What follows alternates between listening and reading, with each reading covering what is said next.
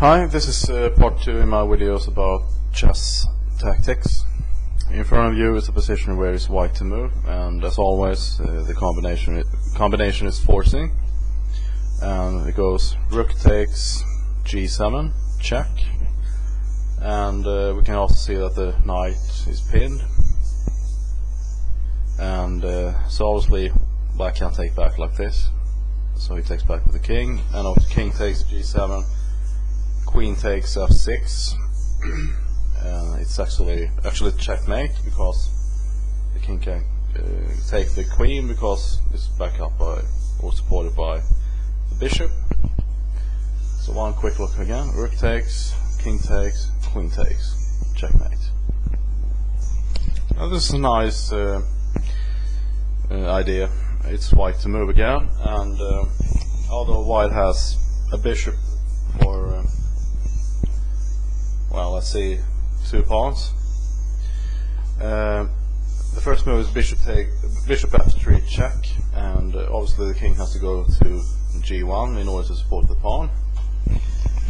And here white actually sacrifices the bishop with bishop h1, and since it's black to move, the most obvious move is king takes h1, because I mean, what else?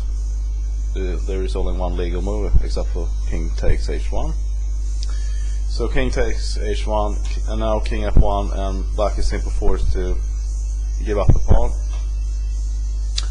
d5, e takes d5, e4, d6, e3, and what white actually is doing is that he's simply waiting for this black pawn to get all the way down to e2 with check, and before he actually takes. And the point is that black can't move anywhere anyway, so d7, e2, check, and now simply king takes e2, king g1. Although both players, or yes, I believe that is actually from a real game, so both players get a queen at the same time, but the problem is that it's white to move with queen d4 check. And it looks, when you look at this position at first, it looks like it's actually drawn, but of course it isn't. And especially now if you understand what's going on. So king h2, queen h4 check, king g2, queen g4 check, and now king h2. And here's the trick: king f2. And there's nothing black can do. I mean, wherever the queen goes, which is actually the only piece I can move, I mean, anywhere, just let's say for example queen up here or anything, then it's going to be checkmate in just 2 moves. Queen g3 check, and when the king goes to h1, then just queen to g1 checkmate. So let's take a look at that. For example, the line actually ends here, but let's take a look. Queen a8, and now check, the king goes here, and now checkmate. So let's go back to the trick, so to speak, which was king f2. And anybody who studied endgames of this sort will recognize immediately king f2, and there really is nothing. Of course, if this king had been somewhere else on the board, let's say 2 or 3 squares away, then of course this would have been completely drawn, because there's no way to lock the king into the corner, so to speak, where there's no escape. I mean, for example, if the white king had been, for example, over here, this would have been, or okay, let's say over here, for example, just anywhere further away from the king, the black king can just go back and forth the whole time. For example, let's say back over here, and then if checked, then just queen up here, and eventually both players would agree on the draw. So let's take a very quick look at that one more time. And now when black is forced to give up the pawn, he steps away to g1, and both players make a queen, and then the trick, king f2. Okay, here's another example from a game played in Austria in 1969 between 2 unknown players. But I mean, these positions have to be understood no matter at what level you're playing at.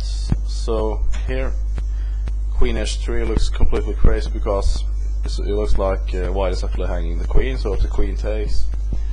But of course white had a very good idea, which was rook takes g7, check, and when the king goes away to h8, then just discovery.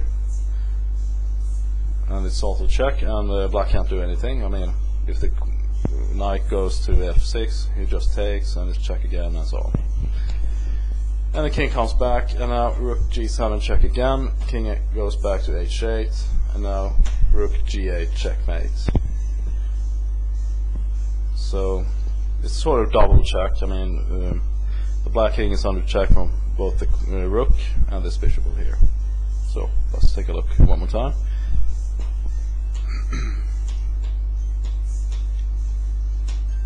It's kind of cute when you look at it. Okay, this is not a checkmate at least, but black is actually winning. And if you pause and take a look, and you will probably find that the right move is rook takes d3 check. And what's the point? Well, let's see. King takes, and now king g6. And the point is that this rook over here can't be saved in any way. The king can't get there in time. For example, let's say king e3, then just king up here, and it's just all over. There's no way to save this rook.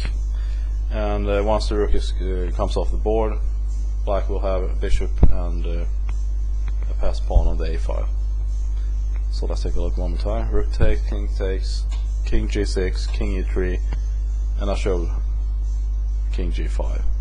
That was the idea, but of course after king g6 the game was actually over. Here's one position that reminds of the previous example where the rook took on g7 and so on. And here's a similar rook g7, sorry, rook g4, queen takes f5, rook takes g7 with check, king h8, rook takes, king g8, rook g7 check, and the king goes back, and now rook g6 check.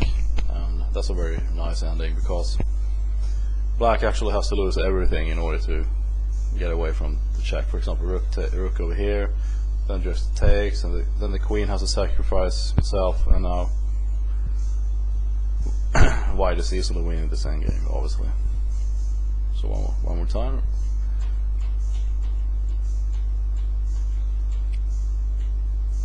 Okay, I just showed here. This is where the game actually ended, but I showed rook f6, just anything. So white comes out on top, even though he actually sacrificed the queen with rook g4. Here is white to move, and again, it's not a checkmate or anything like that, but white actually plays f6, and black of course is forced to take because it's a fork. Bishop takes, and now rook takes, and then after queen takes, and now simply bishop g5, and when the queen moves, this rook over here will fall, and white will actually have a much better game. So for example, let's say queen over here, and then just takes, and we can see that white is actually one piece ahead. Two knights, two bishop against two knights and a bishop. So one more time, f6, bishop takes, rook takes, queen takes, bishop g5, queen g7, and now simply bishop takes d8, although the game ended on also bishop g5. So I'll end this video with the last example of a very nice combination. It's white to move, and okay, it was knight d6 check, and king b8. If c takes d6, then just queen takes a6, king b8, and queen b7 checkmate. So king b8 is the only move to delay the inevitable, so to speak. So queen takes c7, a sacrifice,